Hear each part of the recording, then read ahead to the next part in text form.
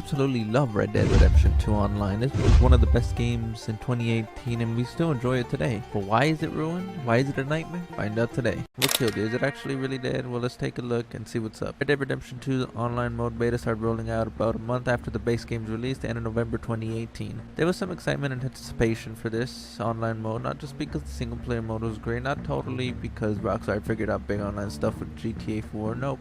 It was because the previous online mode for this original Red Dead Redemption 2 was actually pretty cool in its own right. And while it wasn't perfect, it was really underrated and it was fun to kind of mess around with and do cowboy roleplay in it. So a bigger, better version of that had people pumped. And when it launched, straight up, I thought it was pretty great. There was some reward game currency problems and some balancing issues, but it had a lot of fun stuff. Cooperative story missions that were actually pretty interesting open world activities, and more classic stuff like deathmatch mode set in smaller areas within the map that I personally really enjoyed despite some quirks. Now you made your own outlaw and set out on adventures first with the story ones that Rockstar set up for you, which was great, with real writing and stuff going on, and you grinding and making your own cowboy or cowgirl better and cooler. And eventually you just find yourself making your own adventures and stories as you stumble upon things. The beta ended May 14th, 2019, and the game rolled along smoothly, with people really seeming to dig the main thing, with its own individual gameplay systems here and there,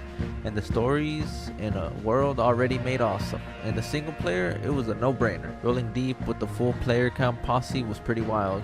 So with that full launch in May 2019, some new stuff was added and things moved along with occasional fun updates like the Frontier Pursuits in 2019 September that brought new roles, new rewards, new ways to earn money. Then the next big update was the Moonshiners in December 2019, which brought a new story chapter, a new role and stuff. And there was a nice Christmas update too. And then the Naturalist in July of 2020, with a more passive role and a focus on hunting and studying animals, and it added a couple of other fun things. And then really that was the last big update. It was a pretty cool Halloween update with some new game modes and emotes and stuff, small updates changing the rankings and adding races, and another Christmas update, and then the blood money with few more missions, which seemed okay, but maybe not really big enough for people, and that's really all that's worth mentioning. Very quickly, it seems like people realized the game was not getting much support as they wanted. As early as about July 2020, you can find people expressing unhappiness with lack of new or significant updates, but it seemingly took a small January 22